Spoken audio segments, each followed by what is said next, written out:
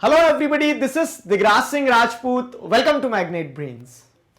इस वीडियो में हम क्या पढ़ने वाले हैं? इस वीडियो में हम पढ़ेंगे नेशनलिज्म एंड प्लूरलिज्म के बारे में। चैप्टर जो है ना आपका नेशनलिज्म, बड़ा मजेदार चैप्टर रहा है। मतलब जैसे बाउंसिंग बॉल नहीं होता, एक टप्पा फिर दूसरा टप्पा फिर तीसरा टप्पा, तो ऐसे अलग अलग डायमेंशंस दिखाए हैं आपको। आपने नेशन नेशनलिज्म को समझा, आपने कंस्टिट्यूएंट ऑफ नेशन को समझा। पिछले वीडियो में बहुत अच्छा टॉपिक देखा आपने, ठीक है। वो टॉपिक ऐसे देखा जाए तो नेशनल सेल्फ डिटर्मिनेशन अपने आप में एक स्टैंड अलोन टॉपिक है, लेकिन वो नेशनलिज्म से कैसे जुड़ा हुआ है। मतलब नेशनलिज्म को भी आपको एक बाउंड्री में डिफाइन करना होगा। हर आदमी नेशनलिज्म के नाम पे नेशन की डिमांड नहीं कर सकता है, ठीक है। वो हमने समझा। अब उसी चीज से जुड़ा हुआ कह सकते हो, थोड़ी सी कनेक्टिविटी आपको देखने को मिलेगी इस टॉपिक में, नेशनलिज्म एंड प्लूरलिज्म। ठीक, अब प्लूरलिज्म क्या होता है? देखो, प्लूरलिज्म मतलब ये होता है कि आप नेशनलिज्म की जब आप बात करते हो तो आपने क्या देखा, नेशनलिज्म के चलते आप एक नेशनल आइडेंटिटी देते हो इंडिविजुअल को, ठीक है। यही चीज आपने सिटीजनशिप वाले चैप्टर में भी पढ़ी थी। चीजों को कनेक्ट करते रहना। यही चीज आपने सिटीजनशिप वाले चैप्टर में भी पढ़ी थी कि जब आप एक नेशन की बात करते हो, एक सिटीजन की बात करते हो, तो आप अपनी आइडेंटिटी को नेशनल आइडेंटिटी के टर्म्स में देखते हो, ना कि आपकी कल्चरल आइडेंटिटी के टर्म्स में देखते हो। लेकिन अब यह बात भी 100% तय है, ठीक है, प्रूवन है क्या, कि जब एक नेशन होता है ना तो उस नेशन के अंदर मल्टीपल कल्चर्स आपको देखने को मिलेंगे, ठीक है। तो वो जो मल्टीपल कल्चर आपको देखने को मिलते हैं, उन मल्टीपल कल्चर्स को प्रॉपरली एड्रेस करना, उनके बारे में सोचना, उनके लिए सोचना, वो हो गया प्लूरलिज्म, ठीक है, सिंगुलर प्लूरल। तो नेशनलिज्म एक तरह से सिंगुलर आइडियोलॉजी हो जाती है, और जब आप वो मल्टीपल कल्चर्स को देखते हो तो वो प्लूरलिज्म को दर्शाता है। कनेक्ट कर पाया ना? देखो, एक मोटा मोटी आपको टॉपिक समझ में आ जाना चाहिए कि अच्छा टॉपिक कहना क्या चाह रहा है, ठीक। अब आगे समझो, तो try to understand the heading. I hope you got the heading, ठीक। अब आगे जैसे अगर हम देखें तो पिछले वीडियो में हमने क्या देखा, पिछले वीडियो में हमने ये देख लिया कि वन कल्चर वन स्टेट वाला ये जो आइडिया था ना, ये आइडिया ये अपने आप में क्या है, गलत है ये नहीं कहेंगे, लेकिन ये आइडिया क्या है अपने आप में, हम जैसे देखेंगे तो we are departing from this idea, ठीक है। इस आइडिया से हम अपने आप को अलग कर रहे हैं कि नहीं, ये उतना सक्सेसफुल आइडिया नहीं रहेगा कि आप हर कल्चर को एक स्टेट दे दो। हर कल्चर को एक स्टेट देते फिरोगे तो फिर क्या है, कुछ नेशन ही नहीं बचेगा। We have abandoned this idea of one culture one state, ठीक है। तो अब जब हमने ये आइडिया को ही छोड़ दिया, ड्रॉप कर दिया कि एक कल्चर एक स्टेट नहीं होना चाहिए, तो अब सवाल ये उठता है कि आपने आइडिया को ड्रॉप किया है, लेकिन आपकी कंट्री में जो प्लूरलिटी है, जो डाइवर्सिटी है, वो उसको थोड़ी ना ड्रॉप कर सकते हो आप, ठीक है। तो सवाल ये उठता है, how different cultures and community can survive and flourish with in a country, ठीक है। तो फिर ये जो डिफरेंट डिफरेंट कम्युनिटीज हैं, कल्चर है, वो सर्वाइव कैसे करेंगे आपकी कंट्री में, ठीक है। तो देयरफॉर टू अचीव दिस, ठीक है, क्या अचीव करने के लिए कि डिफरेंट कम्युनिटीज जो है, डिफरेंट कल्चर्स जो है, वो भी अकोमोडेट हो पाए। हम उनकी डिमांड, मतलब डिफरेंट, हर कल्चर ये चाहेगा कि उन्हें क्या मिले, उनकी एक अलग पॉलिटिकल आइडेंटिटी मिल जाए, ठीक है। ये क्या है, मतलब कड़वा सच है कि सब कम्युनिटी चाहती है कि उनकी एक अलग कंट्री बन जाए, लेकिन सबको कंट्री दे नहीं सकते हो। सवाल ये आता है कि सबको अकोमोडेट कैसे करोगे, तो वो उसका सोल्यूशन क्या निकाला है। Therefore, to achieve this accommodation, समझ लो, therefore to achieve this, many democratic societies today have introduced measures for recognizing and protecting the identity of cultural minority communities living within their territory। तो अलग अलग countries ने क्या किया है, जो भी माइनॉरिटी कम्युनिटीज, जो अलग अलग प्लूरल सोसाइटीज रहती है ना, ठीक है, तो उन सबको क्या है, अकोमोडेट करने के लिए अलग अलग तरीके निकाले। क्या तरीके निकाले हैं? तो तरीकों में सबसे इंपॉर्टेंट क्या है कि rights are being provided to different minorities, ठीक है, या फिर different cultural religious groups. Clear हुआ? यहां तक पिक्चर को एक धागे में पिरो लो कि ये जो idea one culture one state वाला, ये उतना सक्सेसफुल नहीं है। We have abandoned that idea, ठीक है। लेकिन अब उस आइडिया को छोड़ के सवाल ये आ जाता है कि डाइवर्सिटी तो आप नहीं छोड़ सकते हो ना, डाइवर्सिटी को कैसे अकोमोडेट करोगे। तो हर कंट्री ने कुछ ना कुछ मेजर्स लिए हैं which is recognising the, which is to recognise the diversity, ठीक है। और वो डाइवर्सिटी को कैसे रिकॉग्नाइज करोगे, कैसे प्रोटेक्शन दोगे, तो आपने राइट्स दिए हैं, ठीक है। अब सवाल ये आता है कि कैसे राइट्स दिए, लाइक व्हाट, तो ये समझो, ठीक। तो constitutional protection for the language, ठीक है, काइंड्स ऑफ ग्रुप राइट्स, एक तरह से आप क्या कह सकते हो, ग्रुप राइट्स दिए हमने कि पूरे पूरे ग्रुप को एक अधिकार दे दिया हमने। अब क्या होता था कि पहले एक जो ग्रुप होता था, एक कल्चरल ग्रुप, वो एक देश मांगता था, नेशन मांगता था, ठीक है, वो सेल्फ डिटर्मिनेशन के नाम पे मांगते थे। लेकिन अब हमने क्या कर दिया कि सबको कहां तक देश बांटते फिरोगे, तो उसके चलते आपने क्या कर दिया, उसके चलते आपने ग्रुप राइट्स देना चालू कर दिए ताकि वो अपने आप को प्रोटेक्टेड, अपने आप को रिकॉग्नाइज्ड फील कर सके, ठीक है। तो constitutional protection for the language, cultures and religion of minority groups and there members, ठीक है। तो कॉन्स्टिट्यूशनल आप प्रोटेक्शन देखोगे कि कॉन्स्टिट्यूशनल प्रोटेक्शन होता है, आप फंडामेंटल राइट की बात कर लो तो क्या होता है, जैसे माइनॉरिटीज को कल्चरल और एजुकेशनल इंस्टीट्यूशन चलाना, ये सारे अधिकार है नहीं है, ठीक है। Identified communities also have the right to representation as a group in legislative bodies and other state institutions. ठीक है, तो legislative bodies और जो दूसरे state institutions हैं उनमें क्या हो जाता है, आपको रिजर्वेशन टाइप से देखने को मिल जाएगा माइनॉरिटीज का. माइनॉरिटीज में से विमेन भी आ गई. ठीक है, विमेन भी कल को बोल सकती है कि हमारा एक ग्रुप है, ये कल्चरल ग्रुप है, हमें भी एक देश चाहिए, तो उन्हें भी तो आपको राइट्स देना होगा ना, ताकि वो अपने आप को, वो माइनॉरिटी ग्रुप अपने आप को एक्सक्लूडेड फील ना करे. तो हमने क्या कर दिया है कि हमने आइडेंटिफाइड कम्युनिटीज जो हैं उन्हें क्या दिया है, राइट टू रिप्रेजेंटेशन. जैसे आप देखोगे तो पहले जो एंग्लो इंडियंस होते थे, अब नहीं है, लेकिन पहले एंग्लो इंडियंस को भी क्या होती थी, लोकसभा में 2 सीट रिजर्व्ड होती थी. ठीक, तो उस तरह से क्या है कि identified communities also have the right to representation as a group in legislative bodies and other state institutions. Clear हो गया. अब आप ये सोच रहे होंगे कि सर किसी किसी को स्पेशल ट्रीटमेंट दे रहे हैं, किसी किसी को ऐसा स्पेशल प्रोविजन दे रहे हैं, तो isn't it the violation of equality? ये वॉयलेशन ऑफ इक्वालिटी के अगेंस्ट में नहीं है. सवाल पूछ सकते हो आप कि आप कुछ कम्युनिटीज को स्पेशल ट्रीटमेंट दे रहे हो, रिजर्वेशन टाइप से दे रहे हो, इक्वालिटी के अगेंस्ट में नहीं है ये. तो अब ऐसा, मुझे पूरा विश्वास है आप पे कि आप ऐसा सवाल नहीं पूछोगे. क्यों? क्योंकि इक्वालिटी चैप्टर में हमने खोद के कंसेप्ट समझ लिए थे अच्छे से. ठीक है, तो ये वॉयलेशन नहीं है इक्वालिटी का, उल्टा इसे क्या कहा जाएगा, इक्वल ट्रीटमेंट कहा जाएगा. Equals should be treated equally and unequal should be treated in an unequal way. ठीक है, थोड़ा सा उनके साथ में कह सकते हैं स्पेशल प्रोविजंस वाला कंसेप्ट लगा लेना यहां पे. आए ना समझे? देखो ये फायदा है पॉलिटिकल थ्योरी पढ़ने का कि अब ऐसे आर्गुमेंट आएंगे तो आप अपना तर्क खुद दे सकते हो, क्योंकि आपने पढ़ा है इक्वालिटी का मतलब ये नहीं होता कि सभी को एक मापदंड पे नापा जाए, एक जैसा बिहेव करवाया जाए, एक जैसा ट्रीटमेंट दिया जाए. ठीक है, आपने ये समझ लिया कि हाँ ये कम्युनिटीज जो है माइनॉरिटी है, डाइवर्स हैं, तो इनको स्पेशल प्रोटेक्शन की जरूरत है, तो उसके लिए क्या है, identified communities also get right to representation. ठीक, वो हो गया. तो ये वॉयलेशन नहीं है इक्वालिटी का, उल्टा ये क्या है, इक्वल ट्रीटमेंट और प्रोटेक्शन ऑफ कल्चरल आइडेंटिटी है. ठीक है, कल्चरल आइडेंटिटी को प्रोटेक्शन मिल रहा है. अब आप सोच रहे होंगे सर हम तो नेशनल आइडेंटिटी की बात कर रहे हैं, यहां पे फिर कल्चरल आइडेंटिटी की बात आ गई है. डाउट आ सकता है. ठीक है, हमने स्टार्टिंग में क्या देखा था, सिटीजनशिप वाले चैप्टर में भी देखा था, इंटरकनेक्ट करके पढ़ना सारे चैप्टर्स, कि नेशनल आइडेंटिटी ऊपर रखना होगी. यहां तो कल्चरल आइडेंटिटी आ गई सर. ठीक है, तो देखो ऐसा नहीं है कि हम कल्चरल आइडेंटिटी से नेशनल आइडेंटिटी को कंपेयर कर रहे हैं, या फिर नेशनल आइडेंटिटी को हम क्या करते हैं, नीचे करते हुए कल्चरल आइडेंटिटी को ऊपर रख रहे हैं. नहीं, हम, क्योंकि अब देखो प्लूरलिज्म है. ठीक है, प्लूरलिज्म है तो उसके चलते क्या है कि अब जो डाइवर्सिटी है उस डाइवर्सिटी को आपको क्या करना होगा, संभालना होगा. डाइवर्सिटी को, अपने कल्चर को बचाना है. ठीक है, इसीलिए तो वो सेल्फ डिटर्मिनेशन के नाम पे क्या बोलते हैं कि हमें इंडिपेंडेंस दे दो, हमें एक नेशन दे दो. तो हमें वो नेशनहुड की डिमांड को खत्म करना है. कैसे खत्म करना है? मारपीट के नहीं, प्रेम भाव से.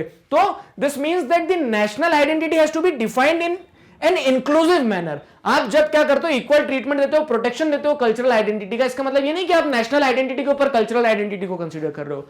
आप अपनी नेशनल आइडेंटिटी को ऐसे प्रोजेक्ट कर रहे हो कि वो इंक्लूसिव हो. ठीक है, ताकि आप लोगों के जो अलग अलग कल्चरल ग्रुप है वो उसमें समा जाए. आए ना समझ में? तो यहां पे वही बताया कि this means that national identity, ये जो पूरा कार्यक्रम है कि kinds of group rights are being provided, constitutional rights, ठीक है, या फिर कह सकते हैं राइट टू रिप्रेजेंटेशन. तो ये सब कुछ क्यों किया जा रहा है? ताकि जो नेशनल आइडेंटिटी है उससे और ज्यादा इंक्लूसिव बनाया जा सके. ठीक है, national identity has to be defined in an inclusive manner which can recognise the importance and unique contribution of all cultural communities within the state. ठीक है, तो एक राज्य के अंदर जितनी भी कम्युनिटीज हैं सब अपने आप को इंक्लूसिव पा सके, एक ऐसी नेशनल आइडेंटिटी बनाना है. ठीक है, लोग अपनी कल्चरल आइडेंटिटी को उसमें कह सकते हैं सबमर्ज कर सके, मिला सके, डुबा सके, सारी चीजें कर सके. ठीक है, तो अब देखो क्या है, ये हमारी एक्सपेक्टेशंस है, समझना अच्छे से. ये हम सोच के चलते कि ऐसा ऐसा कर लेंगे. ठीक है, कि हम वन कल्चर वन स्टेट वाले जो नोशन है उसको रिजेक्ट करते हैं, लेकिन डाइवर्सिटी तो है, तो डाइवर्सिटी को अकोमोडेट करने के लिए हम स्पेशल राइट्स दे देते हैं. राइट्स दे दिया, इससे क्या हो जाएगा, सारी चीजें सही हो जाएगी. ये हमारी एक्सपेक्टेशंस है. ठीक है, ये हमारी एक्सपेक्टेशंस है. तो granting group recognition and protection would satisfy their aspiration. हम ये मान के चलते हैं कि जो अलग अलग माइनॉरिटी कम्युनिटीज हैं, ठीक है, जो डिमांड उठा सकती है सेपरेट स्टेटहुड के लिए, तो उनको जब आप क्या कर दोगे, when you will grant group recognition और प्रोटेक्शन, ठीक है, this would satisfy their aspiration. हम ये मान के चलते, एक्सपेक्टेशन हमारी है. लेकिन but some groups may continue to demand separate statehood. लेकिन कुछ ग्रुप्स जो हैं they may continue to demand separate statehood. वो बोल सकते हैं कि नहीं, हमें तो सेपरेट स्टेटहुड ही चाहिए, मतलब सेपरेट स्टेट ही चाहिए. ठीक है, तो दिस में सीम पैराडॉक्सिकल. ठीक है, अब देखो, अब ये पैराडॉक्सिकल दिखेगा आपको क्या, कि आप कोशिश ये कर रहे हो, ठीक है, अच्छे से समझना, आप कोशिश पूरी ये कर रहे हो कि आप एक नेशनल आइडेंटिटी बना सको. आप जो वन कल्चर वन नेशन वाला नोशन आपकी कंट्री में डेवलप हो रहा है, आप उसको क्या कर सको, पीसफुली अकोमोडेट कर सको. लेकिन फिर भी क्या हो सकता है, कुछ ग्रुप्स जो हैं वो स्टेटहुड डिमांड कर सकते हैं. एक पैराडॉक्स ये देखने को मिल सकता है. पैराडॉक्स मतलब क्या है कि अपोजिट मतलब चीजें देखने को मिल जाएगी। जैसे हम क्या बोलेंगे कि एग्जाम आ रहे हैं तो पढ़ना चाहिए, लेकिन पैराडॉक्स क्या होता है, तो एग्जाम आते हैं आदमी बच्चा खेलना ज्यादा लग जाता है, ठीक है, तो वो पैराडॉक्स हो गया वैसे, ठीक है। तो यहाँ पे वही बताया गया है कि जैसे आज क्या है, ग्लोबलाइजेशन स्प्रेड हो रहा है, ठीक है, when globalisation is spreading in the world, ठीक, इसको हाउ कर लो कि कैसा पैराडॉक्स देखने को मिलता है, तो when globalisation is spreading in the world but nationalist aspirations continue to motivate many groups and community, ठीक है। तो जहां ग्लोबलाइजेशन हो रहा है, जहां सेपरेट स्टेटहुड को छोड़ के पूरे वर्ल्ड को एक ग्लोबल विलेज बनाने की बात की जा रही है, वहां पे आपको यह देखने को मिल रहा है, ठीक है, वहां पे क्या देखने को मिल रहा है कि नेशनलिस्ट एस्पिरेशंस के चलते कुछ कह सकते हैं ग्रुप्स जो है, कुछ रीजन्स जो है, तो वो स्टेटहुड की डिमांड करते हैं, नेशन की डिमांड करते हैं। ये पैराडॉक्स है, लेकिन हमें समझना होगा ग्लोबल कम्युनिटी जो, जैसे आपने सिटीजनशिप वाला चैप्टर भी जब पढ़ा था तो लास्ट के टॉपिक्स में आपको यही चीज बताई गई थी क्या, कि आज हमें नेशनल आइडेंटिटी से ऊपर उठ के ग्लोबल आइडेंटिटी के फॉर्मेट में चीजों को देखना होगा। वैसे ही नेशनलिज्म जो है, तो नेशनलिज्म के कंसेप्ट को आज हमें, अब आपको मैं जो नेक्स्ट वीडियो में बताऊंगा ना, रविन्द्रनाथ टैगोर का जो क्रिटिक है नेशनलिज्म के ऊपर, तो उससे आपको एक और चीज समझ में आएगी कि नेशनलिज्म से ऊपर भी कुछ हो सकती है, ह्यूमैनिटी हो सकती है, ठीक है, तो वो चीज आपको और नेक्स्ट वीडियो में क्लियर हो जाएगी। क्लियर है? बाकी इतनी कहानी समझ में आई यहां तक, ठीक। तो एक बार थोड़ा सा हम एक बार सारी चीजों को फिर से कनेक्ट कर लेते हैं। तो considerable generosity and skills is needed for countries to be able to deal with such demands in democratic manner. तो ये अभी तक का जो टॉपिक पढ़ा उसकी कंक्लूडिंग लाइन हो जाएगी क्या,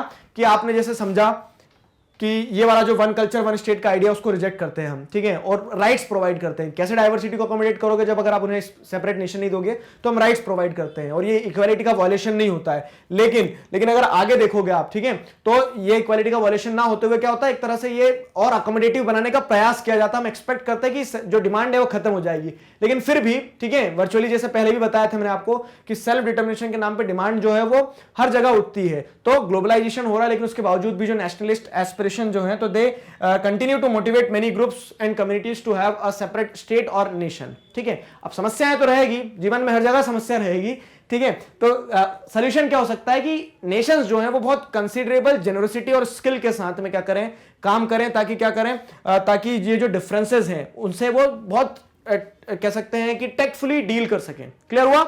अब देखो, अब आगे समझते हैं हम क्या, कि ये जो आपने पूरा टॉपिक पढ़ा नेशनलिज्म एंड प्लूरलिज्म का, तो आपको क्या समझ में आया?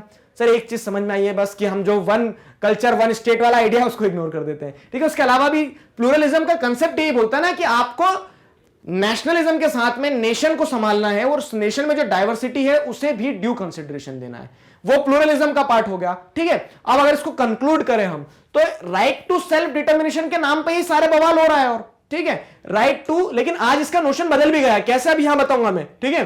तो अब क्या है, राइट टू सेल्फ डिटर्मिनेशन के नाम पे ही क्या होता है, लोग स्टेट जो है, अलग अलग रीजन जो है वो स्टेटहुड की डिमांड उठाते हैं, लेकिन वो प्रैक्टिकली आज पॉसिबल नहीं है, ठीक है।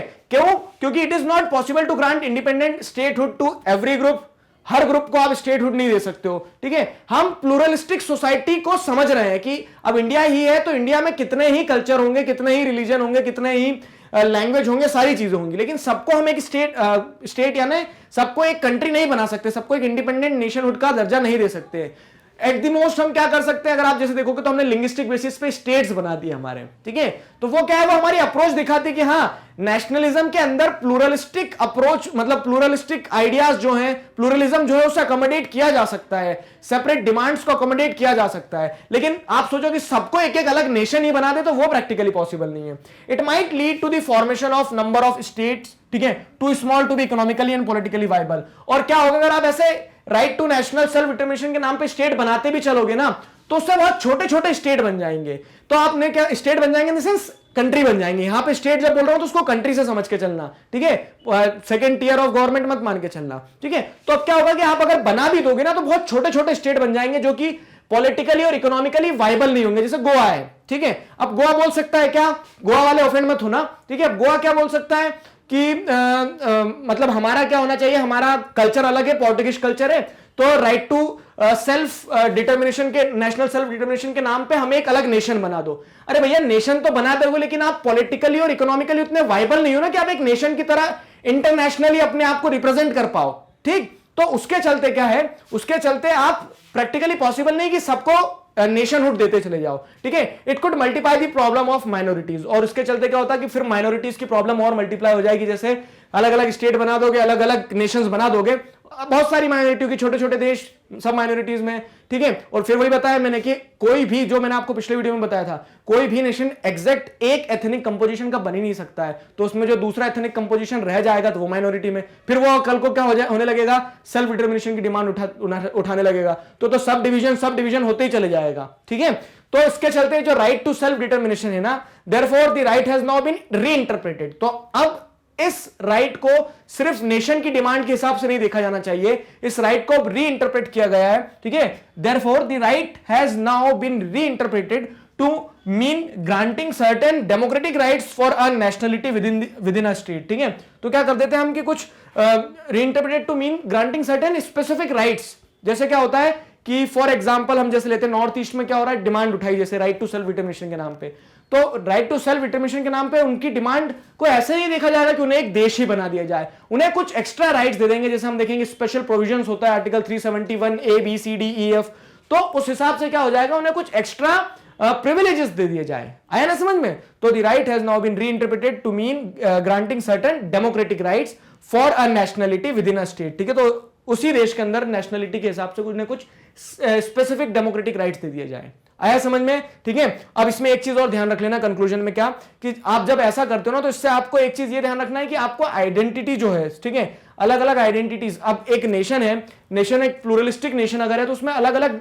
डाइवर्स ग्रुप होंगे, तो हर डाइवर्स ग्रुप की अपनी एक आइडेंटिटी होती है। आइडेंटिटी सबकी अलग अलग हो सकती है, तो आपको उन आइडेंटिटी को क्या करना होगा, रिकॉग्नाइज करना होगा, उन्हें इंपॉर्टेंस देना होगा। और ये इंपॉर्टेंट भी है बहुत, ठीक है, कि आप क्या करो, सभी प्रकार की आइडेंटिटीज को रिकॉग्नाइज करो, ठीक। जो आपसे कहा जा रहा है कि आपको डेमोक्रेटिक राइट्स ग्रांट करना है, अब देखो डिमांड वो अगर नेशन की कर रहे हो और आप उन्हें क्या कर देते हो, अपीस कर देते हो एक तरह से, स्पेशल राइट्स देके, सारी चीजें देके, तो चीजें अकोमोडेटिव हो सकती है। मतलब वो 10 रुपए मांग रहे हैं, आप 0 देने का बोलोगे, ठीक है, अगर उधर से उन्होंने 5 कम कर लिया, आप भी 5 कम कर लो, तो क्या होता है, नेगोशिएशन हो जाता है ना।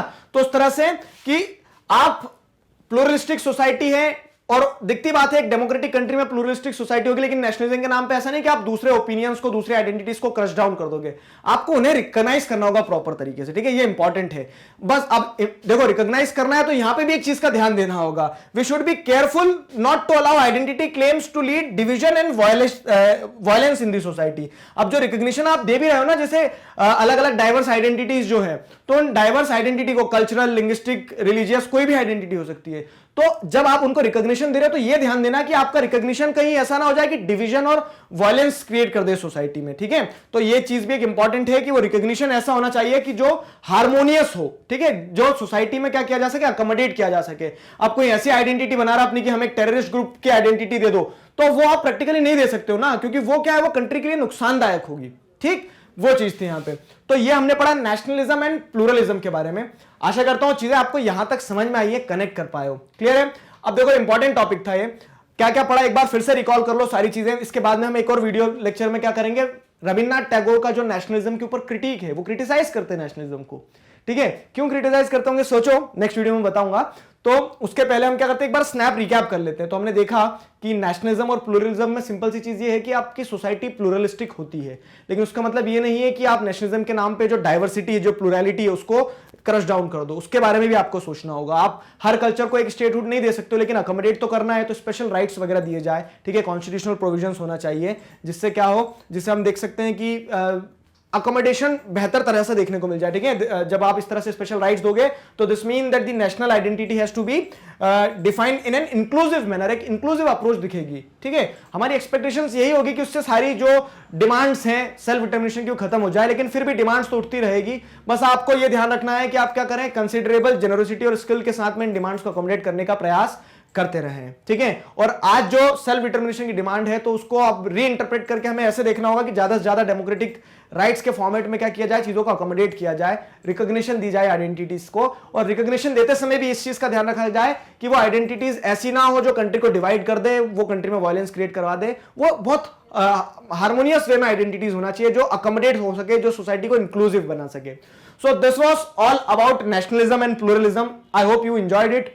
सारी चीजें समझ में आई है। किसी प्रकार का डाउट है, feel free to ask in comment section.